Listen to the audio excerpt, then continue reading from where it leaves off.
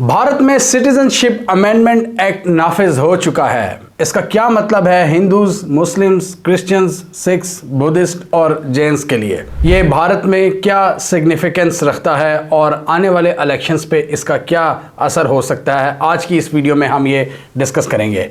हमने देखा अभी अमित शाह ने ट्वीट के ज़रिए पूरी दुनिया को बताया कि हमने सिटीजनशिप अमेंडमेंट एक्ट उसको नाफिज कर दिया है। ये एक्ट भारत ने 2019 में लागू किया था, ये बिल पास करवाया था असेंबली से, और उसके बाद हमने देखा था कि भारत में बहुत ज़्यादा फसादात हुए थे और इस बिल को एंटी मुस्लिम बिल करार दिया गया था कि इसकी वजह से जो मुसलमान हैं उनको निशाना बनाया जा रहा है। दिल्ली में बहुत से फसादात हुए, असम में फसादात हुए और बहुत सी जगहों पर साउथ इंडिया में भी इस हवाले से बहुत से एहतजाज निकले थे और बहुत से लोग इसमें अपनी जान से हाथ भी धो बैठे थे।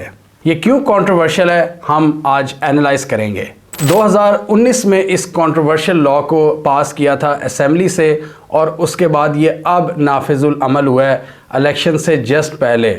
हम सबको पता है कि भारत में इलेक्शन होने जा रहे हैं और मोदी गवर्नमेंट भरपूर तैयारी कर रही है कि वो तीसरी बार भी जीत जाएगी और अपनी हुकूमत कायम कर लेगी। इस बिल की जो मोटी बात है वो ये है कि जितने भी नॉन मुस्लिम ग्रुप्स हैं जैसे कि हिंदू, क्रिश्चियंस, सिख, बुद्धिस्ट, जैन्स, इन्होंने अगर पाकिस्तान, अफ़गानिस्तान और बांग्लादेश को किसी भी वजह से छोड़ा है और वो भारत में मुंतकिल हुए थे 2014 से पहले, तो वो भारत की सिटीज़नशिप के लिए अहल हो जाएंगे और उनको भारत सिटीज़नशिप ग्रांट कर देगा। और इस पे सबसे बड़ा क्वेश्चन यही उठा था कि इसमें मुसलमानों को क्यों नहीं इंक्लूड किया गया, जबकि जो इस बिल के हामी थे, जो मोदी सरकार थी, अमित शाह वगैरह, उनका ये आर्गुमेंट था कि मुसलमानों के लिए तो ऑलरेडी रीजन में मुल्क हैं जैसे कि अफ़गानिस्तान, पाकिस्तान और बांग्लादेश वगैरह, हमने इसको नॉन मुस्लिम जो ग्रुप्स हैं उनकी प्रोटेक्शन के लिए बनाया है। यानी अगर वो इन ममालिक में परसिक्यूशन फेस कर रहे हैं, कोई मसले मसाइल या तंगी का सामना कर रहे हैं और वो भारत में आए हैं हिजरत करके, तो उनको हम सिटीज़नशिप दे सकते हैं। ये उनका आर्गुमेंट था। उन्होंने कहा कि अगर मुसलमानों को कोई मसला है, मुसलमान किसी मुश्किल का शिकार है, तो वो बाकी इन तीन ममालिक में जाएं।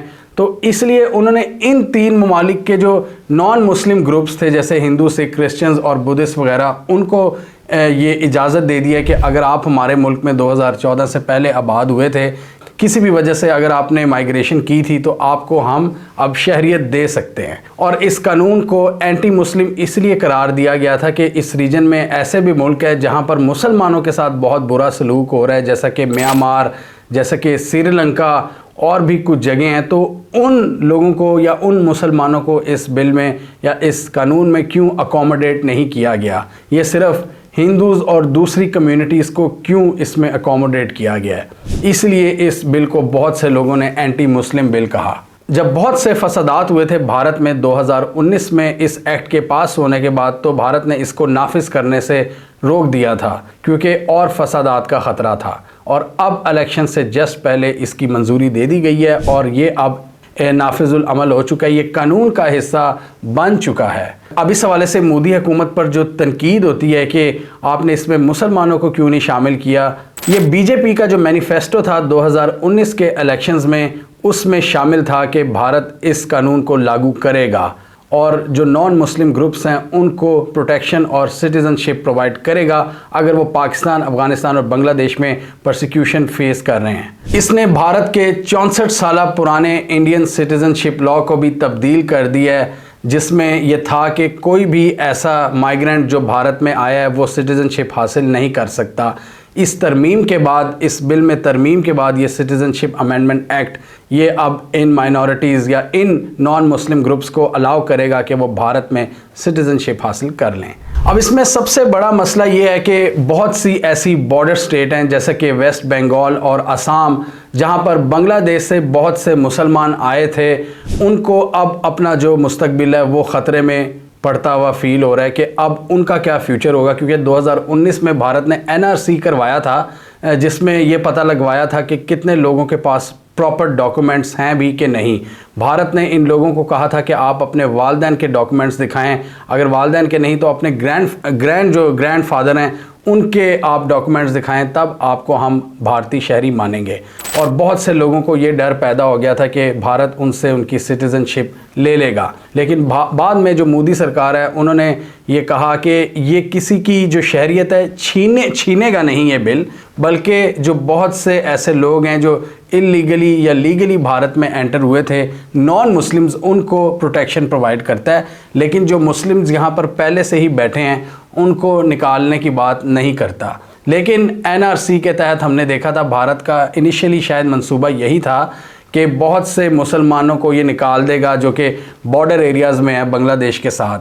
तो उसमें हमने देखा था डिटेंशन सेंटर्स भी इन्होंने बनाने शुरू कर दिए थे, लेकिन वो मंसूबा कामयाब नहीं हो सका भारत का, क्योंकि बहुत ज़्यादा इसमें फसादात और बहुत ज़्यादा प्रोटेस्ट हुए थे। क्योंकि लोग 1971 के बाद जब बांग्लादेश की क्रिएशन हुई थी, उसके बाद से बहुत से लोग जो आए हुए थे भारत में, सेट हुए थे असम में और वेस्ट बंगाल में, उनका जो फ्यूचर था वो दाव पर लग गया था। तो उसके बाद मोदी सरकार ने थोड़ा सा अपने प्लान्स को चेंज किया और उन्होंने कहा कि जो मुसलमान या हिंदू उस वक़्त आए थे उनकी सिटीज़नशिप को हम कैंसिल नहीं करेंगे। और जो सख्त शराइत थी, जो डॉक्यूमेंट्स वगैरह दिखाने थे अपने बाप दादा के, वो उस कानून में भी उन्होंने नरमी कर दी, उस शर्त में भी नरमी कर दी। क्योंकि 1.9 मिलियन लोग, तकरीबन 20 लाख के करीब ऐसे लोग निकले थे जिनके पास प्रॉपर डॉक्यूमेंट्स नहीं थे, और उसको हमने उस वक़्त कवर किया था।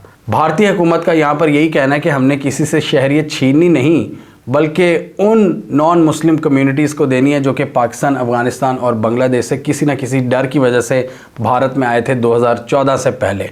और असम और बंगाल में 1971 के बाद जो भी मुसलमान या हिंदू आए थे इंडिया के अंदर, उनको हम प्रोटेक्शन देंगे। और ये सारे प्रोटेस्ट पॉलिटिकली मोटिवेटेड थे, ये भारतीय सरकार का कहना था। अब एक बार फिर हम देख रहे हैं कि भारत में इस कानून के नाफिज होने के बाद एहतजाज का सिलसिला शुरू हो गया है। जो साउथ इंडिया है वहाँ भी हमने कुछ एहतजाज देखे। इसके अलावा असम की जो रियासत है वहाँ पर एक बार फिर कन्फ्यूजन फैल गई है और वहाँ पे जो मल्टीपल ग्रुप्स हैं वो एहतजाज कर रहे हैं। भारत की केरला स्टेट में जो कम्युनिस्ट पार्टी है उन्होंने पूरी स्टेट में प्रोटेस्ट का ऐलान कर दिया है, और उनके मुताबिक ये जो कानून है ये सिर्फ डिवाइड क्रिएट करता है। ये डिफरेंट एथनिक ग्रुप्स में और रिलीजियस ग्रुप्स में नफ़रत और डिवाइड का सबब है, और इसलिए हम इसको तस्लीम नहीं करते। और दूसरे जो नाकिदीन हैं इस एक्ट के हवाले से, उनका भी यही कहना है कि भारत के जो सेकुलर क्रेडेंशियल्स हैं उन पर यह सवालिया निशान उठाता है कि क्यों सिर्फ एक आपने ग्रुप को साइड पे कर दिया, मुसलमानों को, क्योंकि इस रीजन में और भी बहुत से ऐसे मुल्क हैं जहां पर मुसलमानों को मसाइल का सामना है। अगर हिंदुओं को पाकिस्तान में फॉर एग्ज़ाम्पल मसाइल का सामना है, तो इसी तरह मुसलमानों को म्यांमार में मसाइल का सामना है। तो उनको अकोमोडेट करने के लिए भी भारत को कोई ना कोई एक्ट नाफिज करना चाहिए था, लेकिन भारत ने मुसलमानों को एक्सक्लूड करके बाकी ग्रुप्स को कहा कि अगर आप भारत में आए थे किसी भी तरीके से तो हम आपको सिटीज़नशिप प्रोवाइड करेंगे। लेकिन जो बांग्लादेश से या म्यांमार से जो मुश्किल हालात फेस करते हुए जो मुसलमान भारत में एंटर हुए थे, उनका जो फ्यूचर है वो अनक्लियर है, क्योंकि उस हवाले से उनको अभी कोई लीगल प्रोटेक्शन हासिल नहीं है। और जब दोबारा एनआरसी यानी नेशनल रजिस्ट्रेशन ऑफ सिटीजन्स करवाई जाएगी और उसमें अगर मुसलमानों के पास प्रॉपर डॉक्यूमेंट्स ना हुए तो उनको मुल्क बदर भी किया जा सकता है। जो बांग्लादेश से आए थे उनको बांग्लादेश वापस जाने का कहा जा सकता है, या म्यांमार से जो लोग आए थे या श्रीलंका से जो लोग आए थे जो मुसलमान, उनको वापस जाने का कहा जा सकता है। उनका जो फ्यूचर है बिल्कुल अनसर्टन है।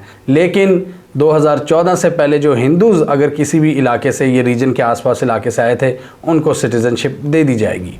तो सिटीज़नशिप अमेंडमेंट एक्ट एनआरसी के साथ मुताबिकत रखता है कि सिटीज़नशिप अमेंडमेंट एक्ट जब ये कानून बन गया है तो उसके बाद जब एनआरसी यानी रजिस्ट्रेशन करवाई जाएगी पूरी पॉपुलेशन की, उसमें बहुत से लोग अगर अपने आप को साबित ना कर सके कि वो भारतीय हैं, उनमें से जो मुसलमान होंगे उनके लिए मुश्किलात का सामना होगा।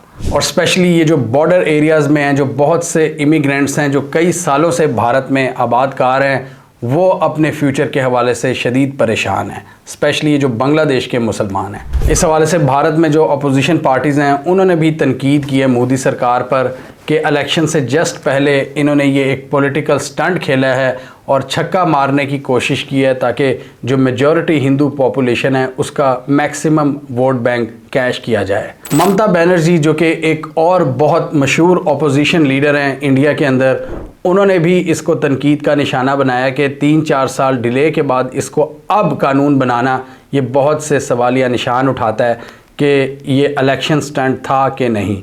बहरहाल इस वक्त हम भारत में भी देख रहे हैं कि एक डिवाइडेड ओपिनियन है। भारतीय सरकार का ये कहना है कि जो लोग कई सालों से आबादकार हैं, जो मुसलमान हैं, जो बांग्लादेश वगैरह से हैं, हम उनको तंग नहीं करेंगे। लेकिन एनआरसी के बाद भारत क्या नया डिसीजन लेता है ये देखने के काबिल होगा कि क्या आया भारत जिनके पास डॉक्यूमेंट नहीं है उनको मुल्क बदर करता है वापस बांग्लादेश या म्यांमार में या नहीं। और 2014 से पहले जो भारत में आए थे हिंदूज़ वगैरह या दूसरी कम्युनिटीज़, वो अगर थोड़ा बहुत भी कुछ दिखा दें तो उनको सिटीज़नशिप मिल जाएगी। हमें कमेंट सेक्शन में बताइए आपके ख्याल में आप इस बिल के बाद जब एनआरसी भारत नया नाफिज करेगा, ऑब्वियसली वो नई हुकूमत ही करेगी, नेशनल रजिस्ट्रेशन ऑफ सिटीजन्स यानी मरदमशुमारी टाइप जो चीज़ होगी, उसमें जो बहुत से मुसलमान जो बांग्लादेश वगैरह से आए हैं, अगर वो अपना प्रॉपर डॉक्यूमेंट्स ना ला सके या ना साबित कर सके कि वो कई सालों से भारत में मौजूद हैं, तो उनका फ्यूचर आप क्या देख रहे हैं? क्या भारत उनको मुल्क बदर कर देगा या भारत उन मुसलमानों को भी अकोमोडेट करेगा? कमेंट कीजिए। इसके अलावा हमारा यूट्यूब चैनल सब्सक्राइब कर लें और साथ ही वो बेल आइकॉन भी दबा लें ताकि वो स्टोरीज़ दुनिया भर से और पाकिस्तान से जिनकी मेन स्ट्रीम मीडिया पर प्रॉपर कवरेज नहीं होती, हमारे प्लेटफॉर्म के थ्रू आप तक टाइम पर पहुँच जाएँ।